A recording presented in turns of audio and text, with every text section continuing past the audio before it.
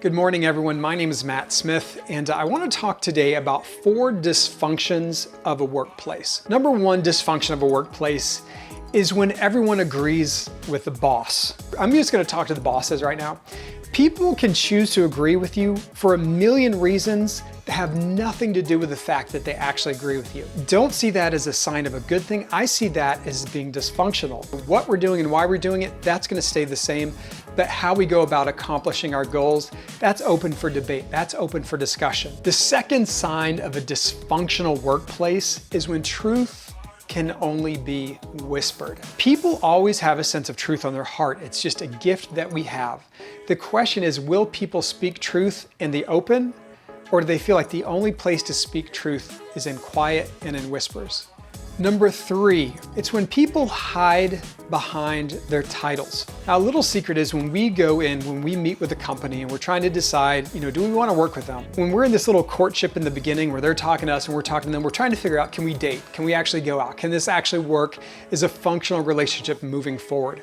One of the things I always do is I don't ask people, what is your title? I always ask people, what are you responsible for? Now, I found that everyone can tell you what their title is. I'm the VP of Strategic Marketing and Social Network blah, blah, blah, blah, blah. I don't care what your title is. Those are all made up. But responsibilities are, what do you have to do when you come into this building every day? Who are you responsible? What are you responsible? Why do you have to do it? The companies that I'm more eager to say yes to, so we actually say, we're gonna work together, we're gonna commit the next several months. The companies that I love to work with are the people who come to me, and when I say, what are your responsibilities? They can immediately tell you what they're responsible for, who they're responsible for. If they've never had to answer that question before, that's a sign to me of a dysfunctional workplace. Number 4, when people take credit for other people's work. Now, this has become the norm in some organizations. I don't know why, but there's this thing that for as long as I'm in charge, I get to act like every idea that happened beneath me was my idea. When I was in college, actually, one of my professors talked about, he was an industrial design professor, and he worked at one of the biggest design agencies when industrial design was really coming into its own. And he talked about how frustrating it was when his boss would always take credit for his work. When a client was coming into the room, he would go into the designer studio, grab the best sketch,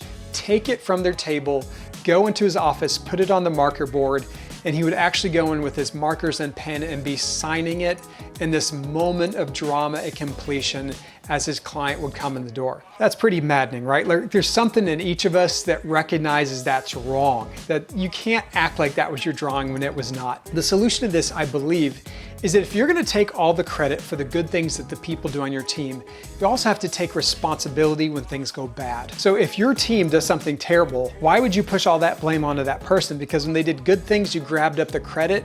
When they do bad things, you need to take all the responsibility. Now, if you're that kind of person who will take the burden of the mess ups, then I would say you've earned the right to take a little bit or maybe even all the credit of the people that you work with. There you have it, 4 signs of a dysfunctional workplace. My name is Matt Smith with Smith House Design.